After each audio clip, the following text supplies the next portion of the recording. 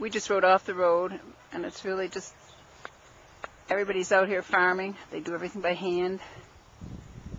All this is done. You can see in a second this guy up here working. Two people.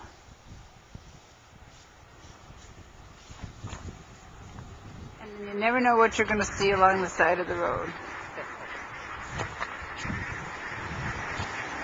This is all farmland we're in now, with the mountains in the background.